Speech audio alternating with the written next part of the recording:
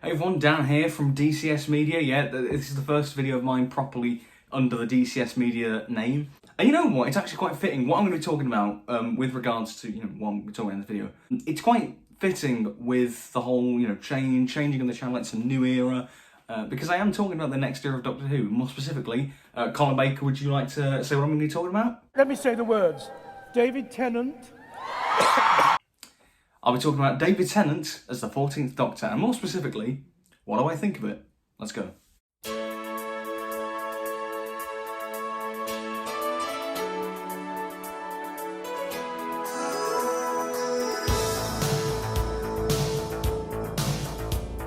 Now, over the past couple of years, I'd say, ever since RTD was announced, I've been covering bits of news regarding the upcoming RTD2 era, Rusty Davies' second era as showrunner, and I've been covering bits of the news regarding like the 60th anniversary and Series 14 with Ncuti Gatwa and Millie Gibson, and like little tidbits and news that we've had, like casting announcements and costumes and all the production kind of stuff.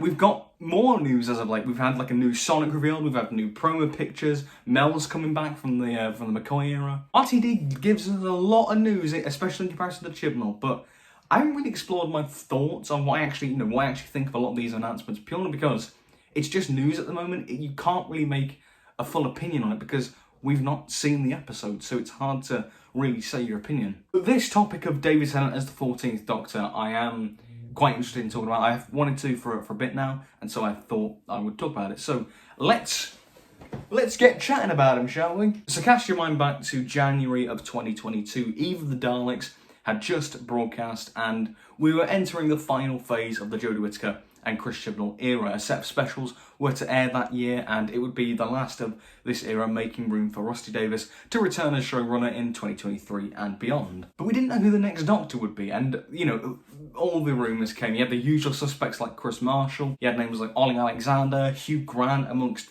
many others. But one rumour that started floating around at this time was that David Tennant, the 10th Doctor himself, would not only be returning to Doctor Who, but that Jodie Whittaker would regenerate into him, and he would be the 14th Doctor. Now, I'll be honest, when I first heard this rumour, I was thinking, that's just stupid, that's just a silly tabloid rumour that isn't going to be true, because it's like, oh, why are you just bringing him back for the sake of it? It's just nostalgia bait, Doctor's about moving forward, not looking too much backwards, and all that stuff, And I think that sort of rumour kind of died down for a bit, and then, flash forward to May of 2022, we get Ncuti Gatwa announced as Jodie Whittaker's successor, and I was like, that was just a silly rumour. The week after that, we do get announced that David Tennant and Catherine Tate are returning for the 60th anniversary, only for that, and I was thinking, oh, okay, makes sense, most popular Doctor of the modern series coming back for an anniversary special, makes sense, but then we start getting set pictures. He's in a different costume, he's got a different looking Sonic, and all kinds of wacky theories were batted about. Was he an alternate universe Doctor? Was this some kind of trick, because of the regeneration, or was he going to be the 14th Doctor? Well, we go to October of 2022. The Power of the Doctor, Jodie Whittaker's last episode, airs. She's regenerating on that cliff top, and David Tennant is the 14th Doctor. And I just had just one little question regarding all of this. Just one little question. Someone tell me what the hell is going on here? Now, whether or not it was logical for a Doctor to, come back, like sort of don an old face. I mean, the canon, technically it could. Remember Day of the Doctor, Tom Baker was the curator for that one scene towards the end, and he said it, along the lines of, years to come you might find yourself revisiting a few, but just the old favourites, implying that he was a version of the Doctor from the far-flung future, and that he was donning the face of his fourth incarnation. So it turns out, Time Lords could revisit old faces, but I never thought they would ever, properly commit to doing it. And it would be really weird, like he's different Doctors, like he's a 10th and 14th Doctor, and it mess with the numbering. You know what, though, I gave up trying to bother about canon long ago. It's just a lot easier that way. I suggest you don't worry about this sort of thing and just enjoy yourself. That goes for you all, too. Yes. What I'm more bothered about is plot, character, themes, all that stuff, if it makes a good story. Not canon and lore, if it's a good story. And if it serves the characters well. And I was thinking to myself, if we're going to do this, if this is true, what I thought initially was that, is this really a good approach? Is it good? RTD's coming back.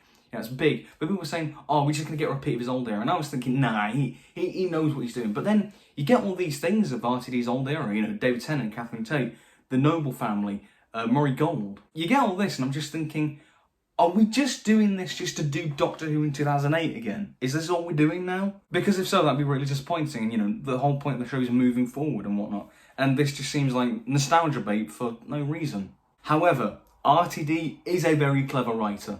You know, I've had a bit of a character arc over the last few years. I mean, I used to, when I was younger, think RTD was... I was kind of being contrarian for the sake of being contrarian, and I was always like, oh, RTD's era, it's a bit overrated, you know, and Tennant's a bit overrated, and I don't adore it. It's not my absolute favourite era, you know. I do personally prefer Moffat's stuff, but I think RTD is a lot more focused as a writer, and he's incredibly intelligent as a writer. I think Moffat is more to my taste, but he's not as focused and isn't as rock solid. I think RTD is an incredibly strong writer, and as well as that, you know, he's changed and evolved a lot in the, you know, 13 years that he's been away from Doctor Who.